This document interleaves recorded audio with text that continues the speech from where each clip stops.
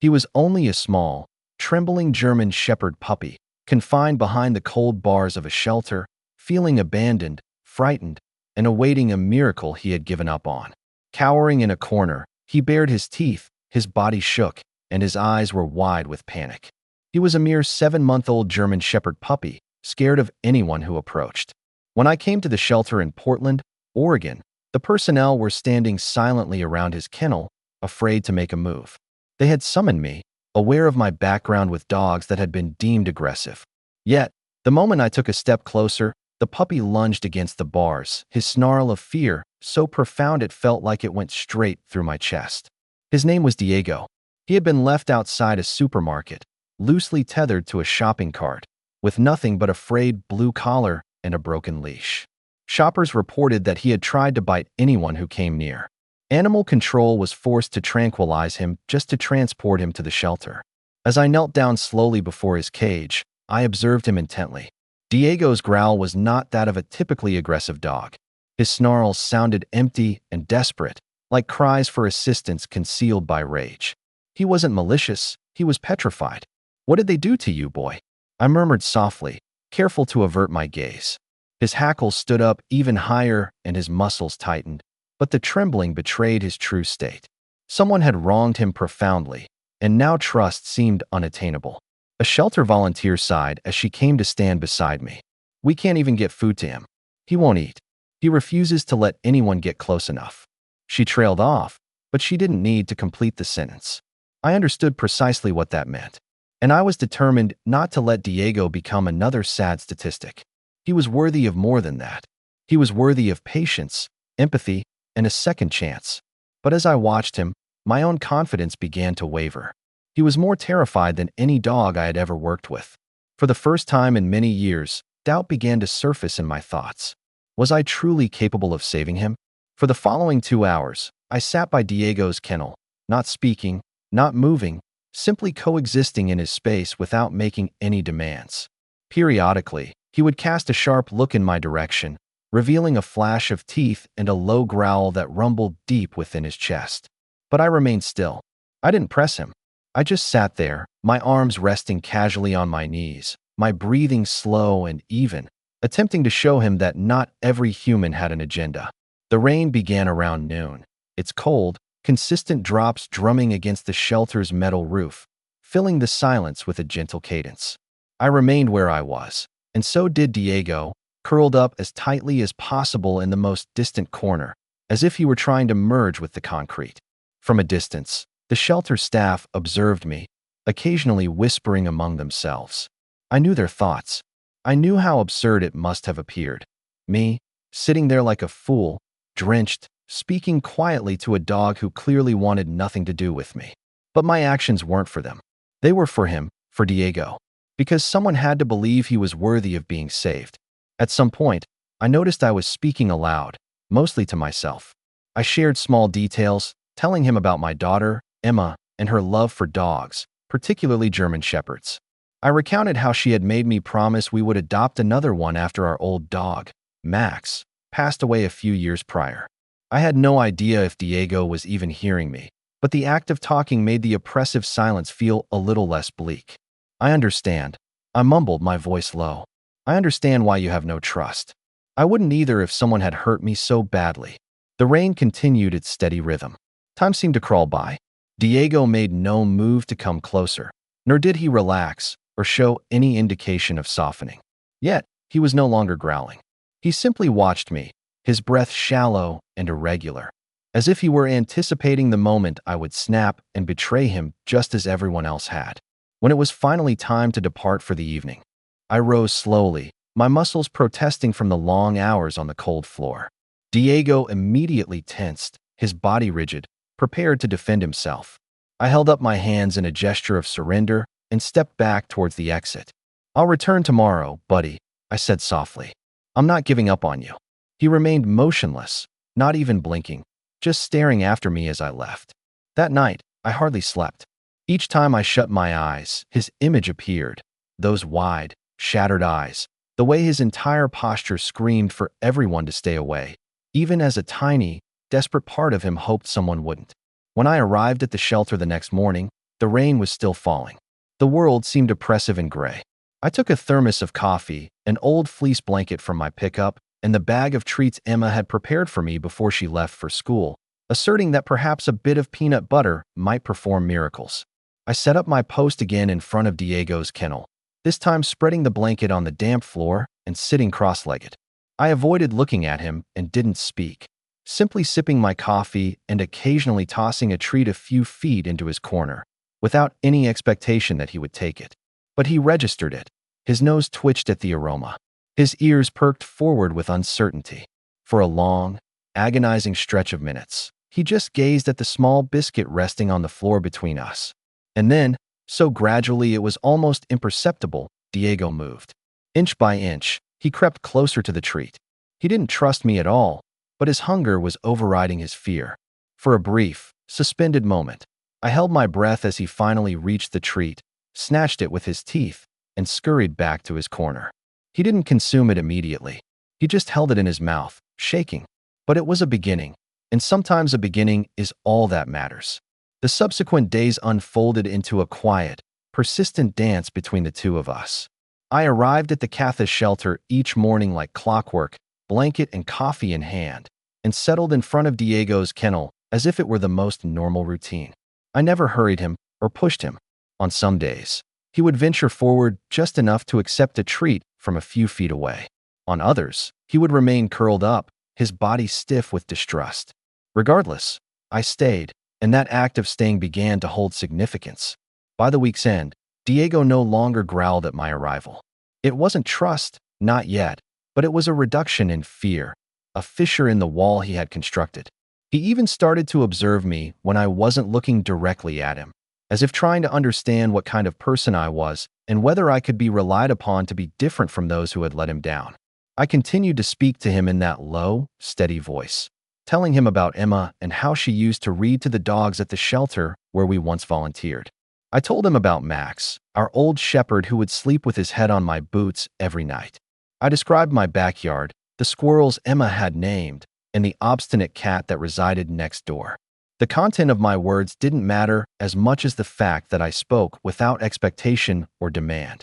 One afternoon, while I was recounting a story about Emma's failed attempt to build a treehouse, I heard a faint sound.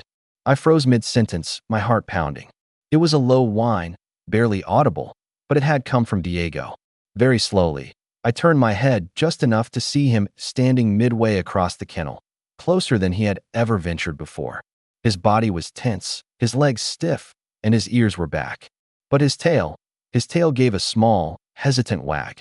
I remained still and silent. I simply smiled and placed another treat beside me, not between us, but right next to my leg. It was a risk, I was aware. But trust is not always built by meeting halfway. Sometimes, it is built by offering your whole heart, regardless of how vulnerable it may feel. Diego stood motionless for a long time, looking at the treat, then at me, and back again. His paws shifted uncertainly. His entire being vibrated with indecision. And then, almost invisibly, he took one step forward. Then a second, and a third. He paused a few feet away, trembling. But he didn't back away. He didn't growl.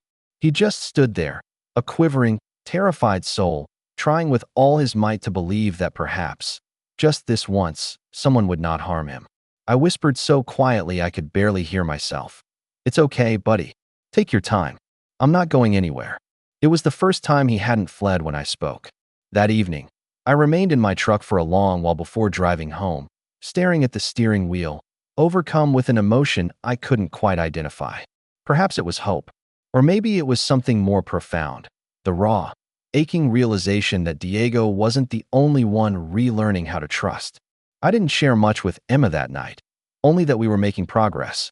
She bounced around the kitchen, preparing a new bag of treats and retrieving an old stuffed raccoon toy from her closet. "He's going to need a friend," she stated matter-of-factly, pressing the well-loved toy into my hands. "Everyone needs a friend." The next morning, I brought the raccoon toy with me, setting it carefully inside the kennel while Diego watched from his corner. I anticipated he would ignore it, or perhaps growl and retreat. But he did neither. He crept forward, his nose twitching, his eyes cautious but inquisitive. He sniffed the toy, then nudged it gently with his muzzle. For a moment, he just stood there, looking down at it. Then, in a gesture so gentle I almost missed it, Diego laid down beside the toy, resting his chin lightly on its tattered form. I had to blink hard and turn away, a painful lump forming in my throat. It was just a toy, a simple gesture. But in that quiet, shivering moment, Diego communicated more than words ever could.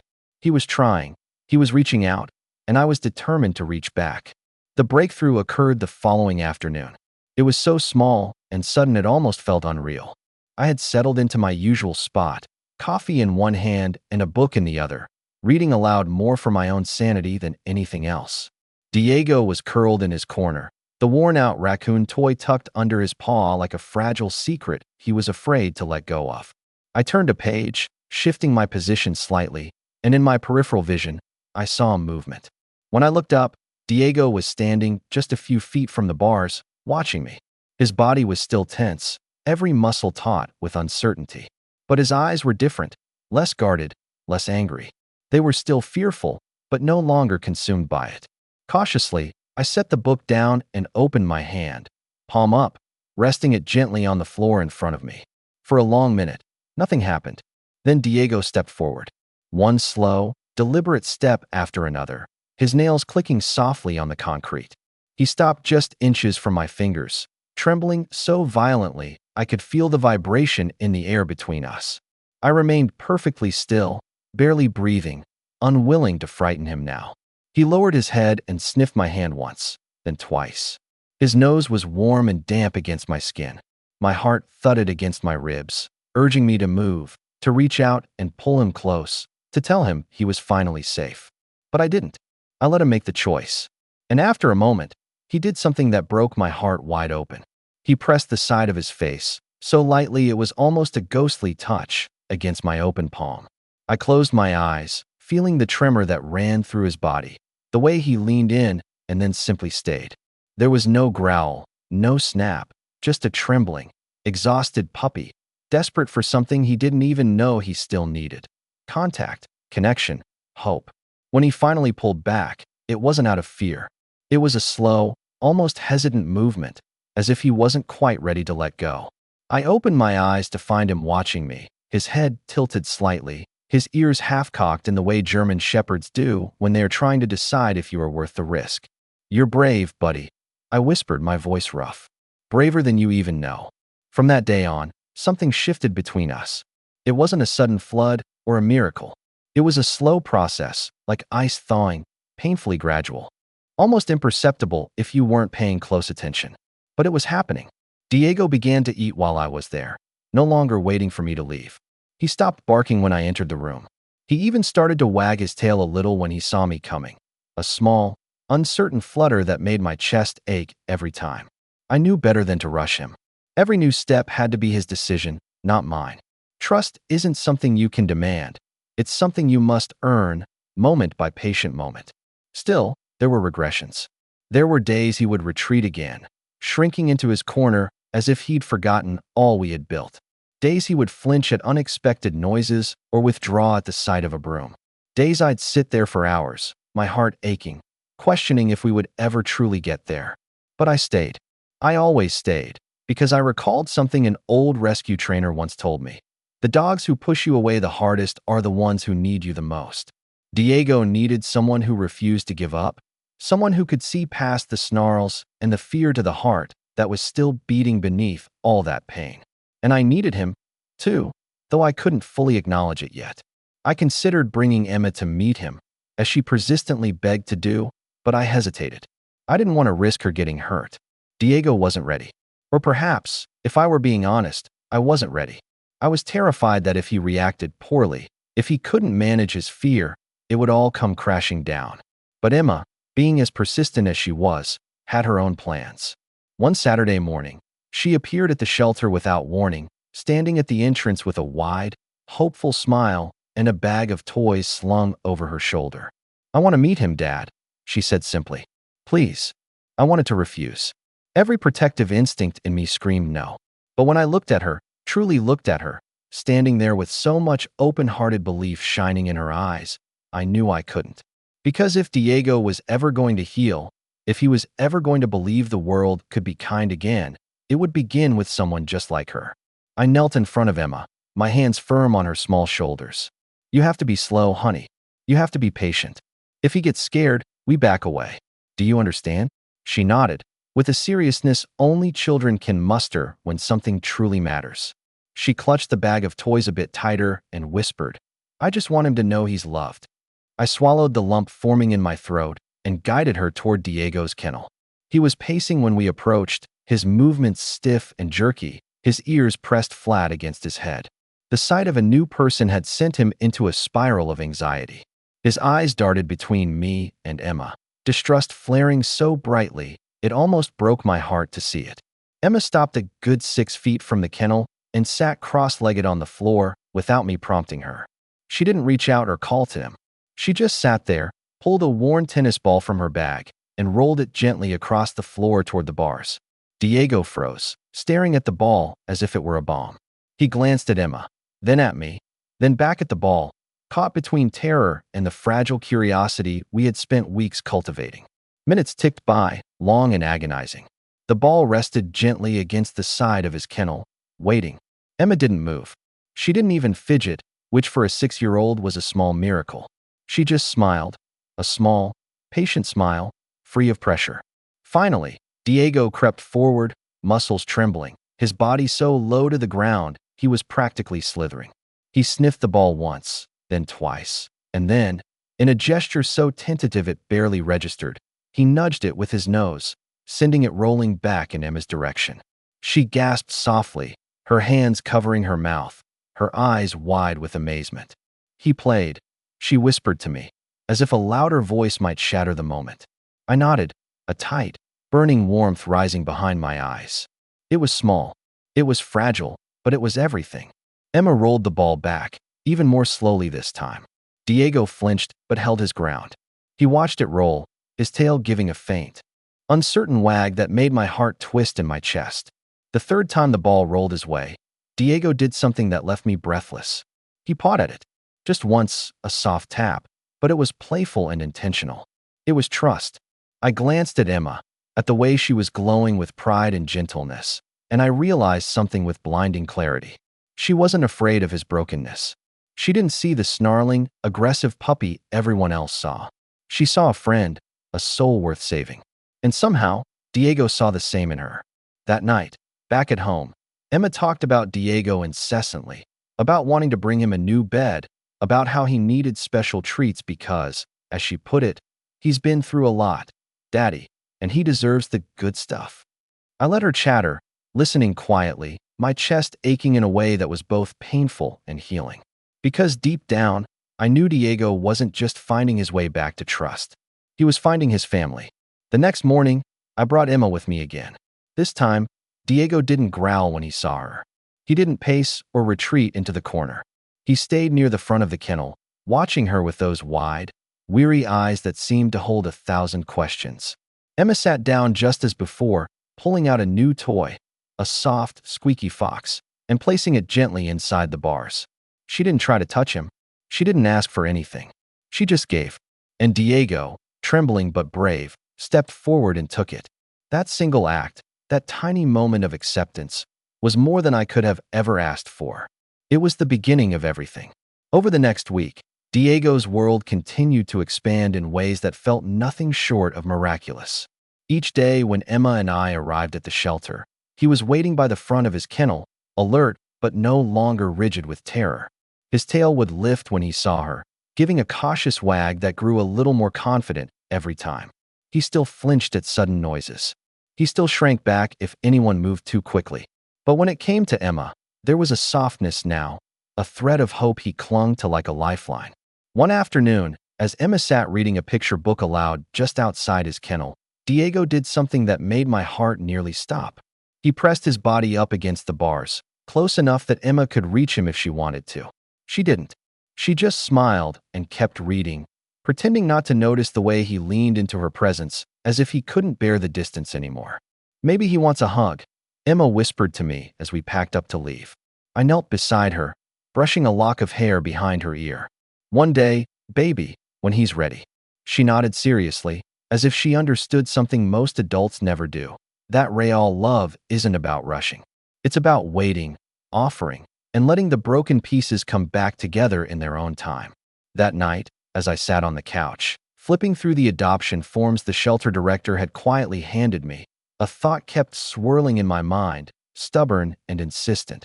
What if Diego was already home and just didn't know it yet? By Friday, the staff couldn't believe the change. "He's like a different dog around you too," one of the volunteers said, watching as Diego nuzzled his raccoon toy beside Emma's sneakers. Honestly, I didn't think he had it in him. Neither had I in those early days. But looking at him now, the way his body relaxed near her, the way his ears perked up at her laugh, I knew we were seeing who Diego had always been beneath the fear. It wasn't just Emma he trusted now, either. He let me open the kennel door without lunging. He let me clip a leash to his battered blue collar without collapsing in terror. The first time I guided him outside into the fenced yard behind the shelter, he practically vibrated with uncertainty, every muscle pulled tight. I dropped the leash and sat down in the grass, letting him choose again. Always letting him choose. Diego stood frozen for a full minute. Then he took a tentative step forward, then another. And suddenly he was running, awkward and unsteady at first, but then faster, smoother, his ears flying back in the wind. He looped around the yard like a colt tasting freedom for the first time, his tail high and wagging in wild, clumsy circles. Emma clapped and laughed, and Diego skidded to a stop, looking at her as if he couldn't believe she was real. She crouched low, holding out her arms. And for the first time since the day he'd arrived, Diego made the choice we had been hoping for. He ran straight into her embrace. He didn't flinch. He didn't hesitate. He just buried his head against her chest, trembling, not with fear, but with something else, something older and deeper, relief. Emma hugged him gently, whispering words only he could hear. And Diego leaned into her like he was finally letting go of a weight he was never meant to carry. Watching them, I felt something shift inside me, something I hadn't realized I'd been holding back for a long time. Hope. Real, unbreakable hope. When we drove home that evening, the sun setting low over Portland's skyline, Emma cradled Diego's raccoon toy in her lap, her voice soft in the back seat. "He's going to be okay now, isn't he, Daddy?" I tightened my grip on the steering wheel, swallowing the lump in my throat. "Yeah, baby," I said. "He's going to be more than okay." He was coming home. The day we brought Diego home was overcast, the sky heavy with the promise of rain. I didn't mind. It felt right somehow, as if the world were holding its breath right alongside us. Emma had spent the whole morning preparing. She laid out a new bed in the corner of the living room, carefully placed bowls of food and water near the kitchen, and lined up an army of toys, including the battered raccoon, like a welcoming committee. When we arrived at the shelter, Diego was already waiting at the front of his kennel, his body quivering with a mix of excitement and nerves. I knelt down and clipped the new leash onto his collar, having kept the old, frayed blue one as a reminder of how far he had come. He followed me out to the truck without resistance, though he kept glancing back over his shoulder as if expecting someone to call him back. Emma opened the passenger door and patted the seat beside her. "Come on, Diego," she said softly. "Let's go home." It took him a second, but then he jumped in, curling up tight against her side, pressing his nose into her jacket as if he needed to anchor himself to her presence. The drive back was quiet, the only sound the soft patter of rain starting against the windshield. I kept glancing at them in the rearview mirror. Emma stroking Diego's back with slow, steady hands, and Diego's eyes fluttering closed, his body relaxing for what felt like the first time since we'd met. At the house, he hesitated on the porch, his nose twitching at all the unfamiliar scents. I didn't rush him. I just stood there, holding the door open, letting him make the choice. He looked up at me, then at Emma, then back at the warm light spilling from inside, and he stepped over the threshold.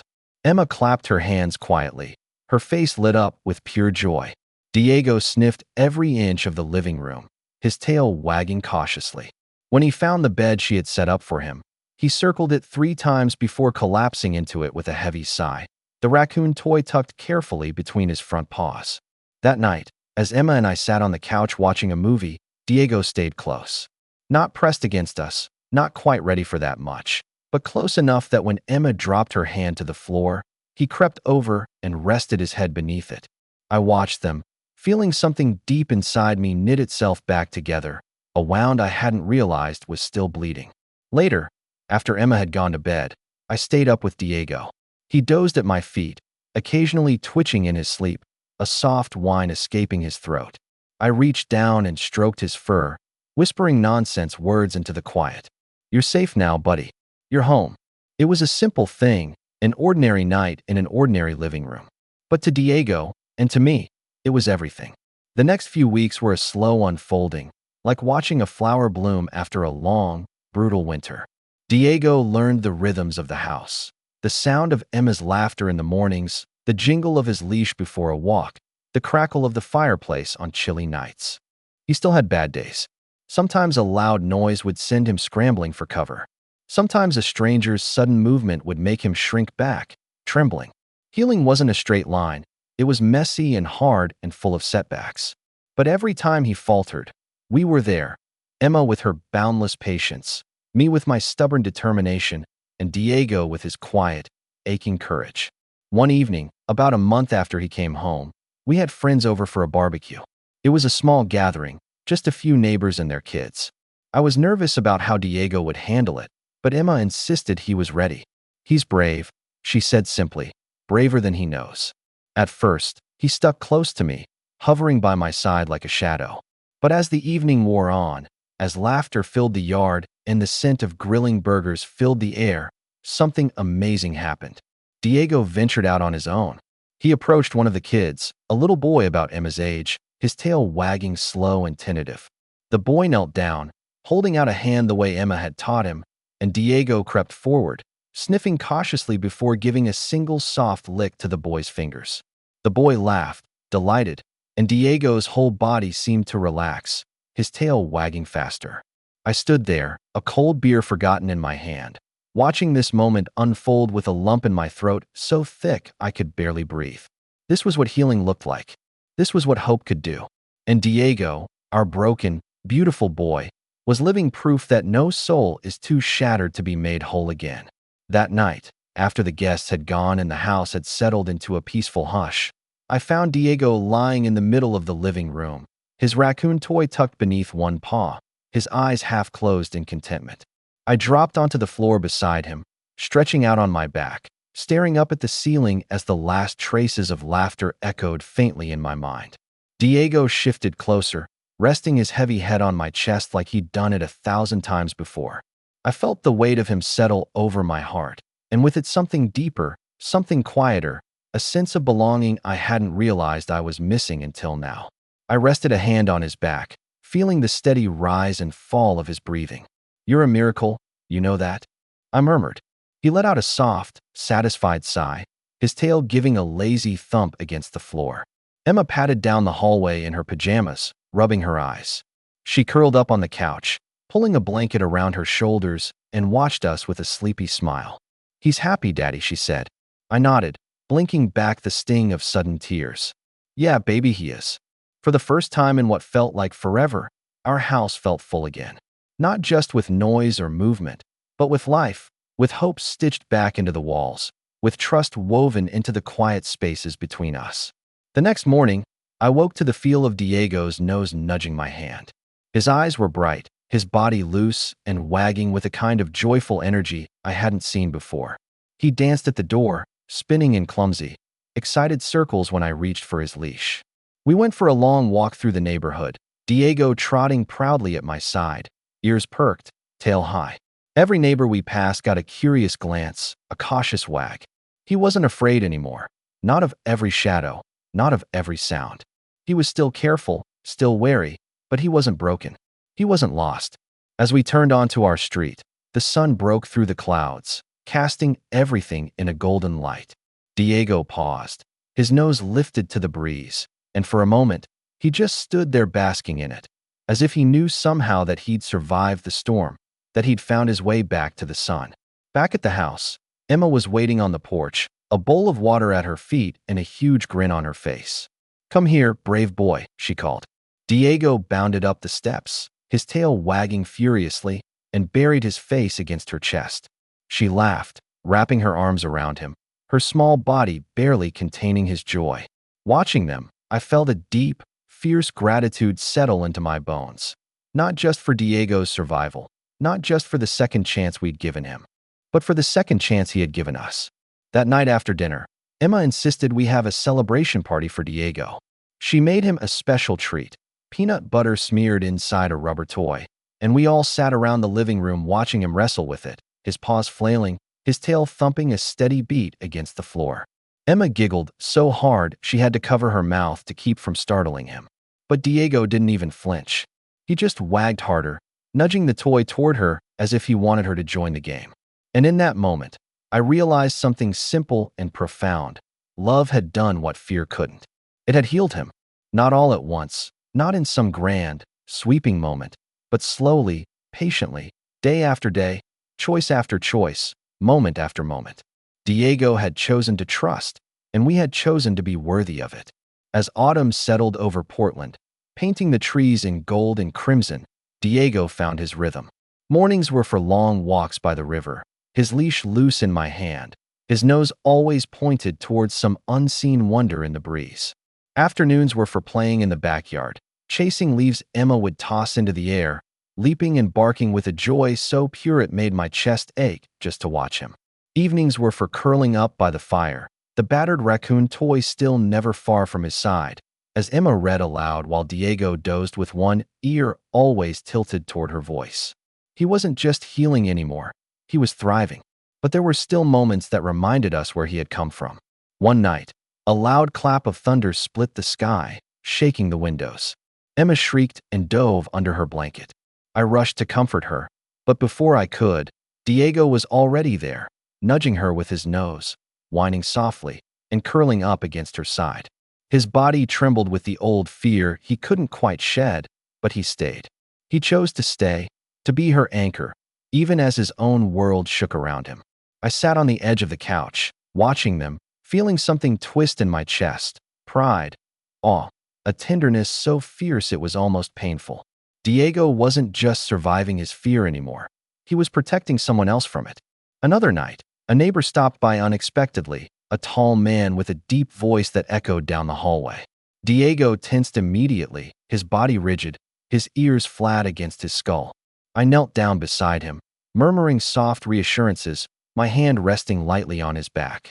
Emma came up beside us and, without a word, slid her small hand into Diego's fur, stroking him with slow, calming motions. And Diego, he didn't lunge. He didn't growl. He sat. He stayed. He watched, weary but steady, choosing trust over fear, even when every instinct inside him screamed otherwise.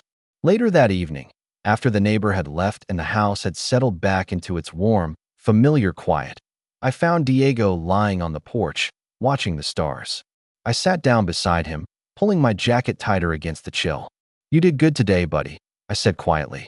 "You're braver than most people I know."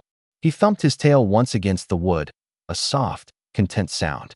We sat there for a long time, just breathing the same cool air, the silence between us full and easy. And I thought about everything it had taken to get here, the endless patience, the heartbreak, the moments of doubt. I thought about the way he had snarled and snapped, not because he was mean, but because he was afraid. I thought about how easy it would have been to write him off, to call him dangerous, unfixable, broken beyond repair. But he wasn't. He had never been broken. He had been hurt. And hurt can heal. That's what Diego had taught me. Not with grand gestures or overnight transformations, but with small, stubborn acts of courage, with every shaky step forward, with every trembling choice to trust again. And maybe, just maybe, that's how all healing happens. Not all at once, not with magic, but with love, offered freely, patiently, without condition, over and over and over again. Until one day you look around and realize the walls have crumbled, the fear has faded, and what's left is something stronger, something more beautiful than you ever dared hope for, something you fought for, and something that fought for you, too. The real test came a few weeks later, on a crisp Saturday morning when the shelter held their annual adoption fair at the town square. Emma begged me to bring Diego, insisting he was ready to meet more people and show the world who he had become. I hesitated, fear gnawing at the edges of my resolve. Crowds, strangers, loudspeakers. It was everything Diego had once feared most. But then I saw the way he looked at Emma, his tail wagging gently, his body relaxed at her side, and I knew we had to try. I clipped on his new, bright blue leash, the old one tucked safely away in a drawer, now too sacred to use, and loaded him into the truck beside Emma, who rattled off her plan for the day with all the excitement only a child could carry. Diego sat quietly, his eyes scanning the world outside the window, his raccoon toy clutched gently in his jaws like a lucky charm. When we arrived, the square was bustling. Booths lined the sidewalks, families wandered with hot cocoa in hand, and dogs of every size and color barked and yipped with excitement. Diego stiffened immediately, his body going still, his nose twitching fast. I knelt down, placing a steady hand on his shoulder. "We'll go slow," I murmured. "You don't have to do anything you're not ready for." Emma took the lead, walking a few steps ahead, letting Diego see her, letting him choose whether to follow.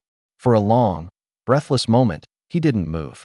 Then cautiously, he stepped forward, and then another step, and another. We moved slowly through the crowd, giving Diego space to adjust, to sniff, to watch.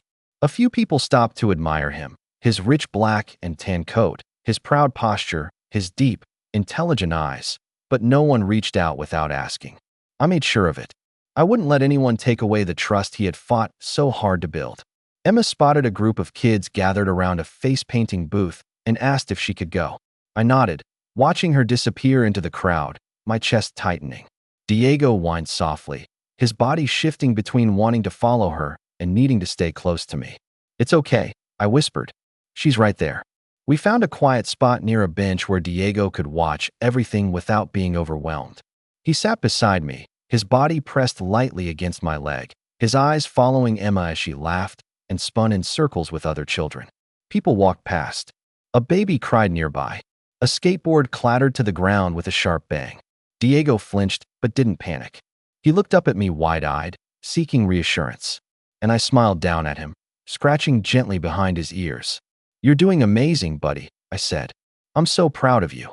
And I meant it with everything I had.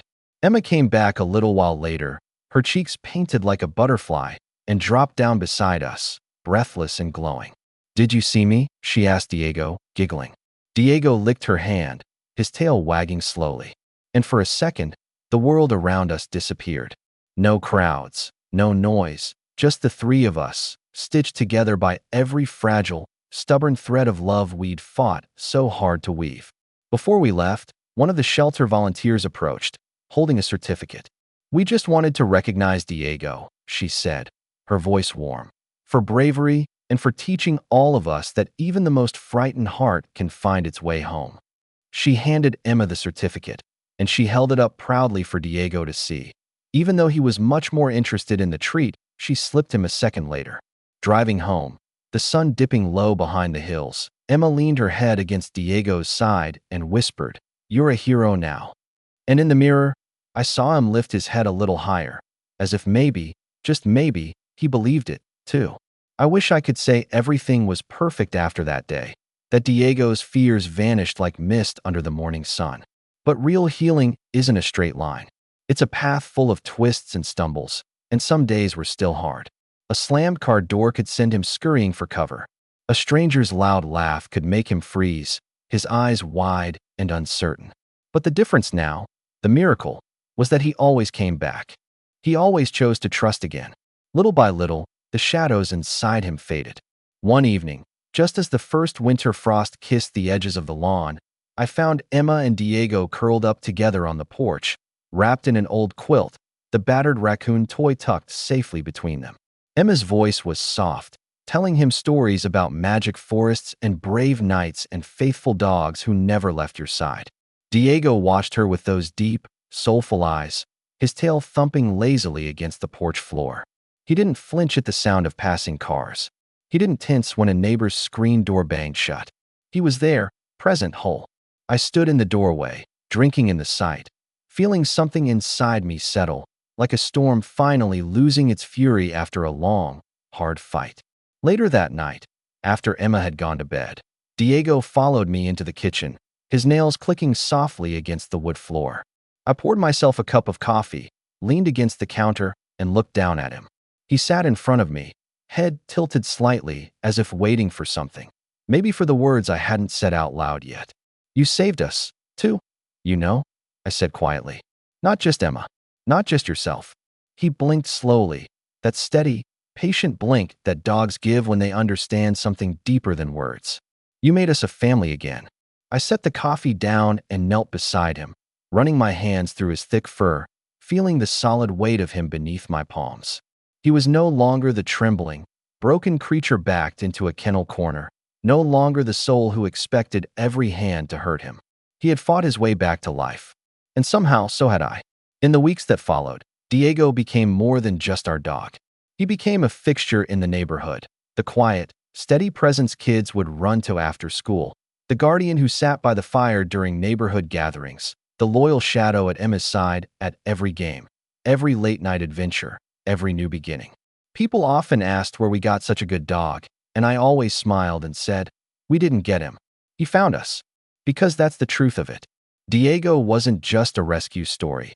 He was a reminder that even the most wounded heart can heal, that even the most broken spirit can find its way back to love, that sometimes the ones who need saving the most are the ones who end up saving us right back. And if Diego could do it, if he could find courage in the face of everything he had endured, then maybe there's hope for the rest of us, too.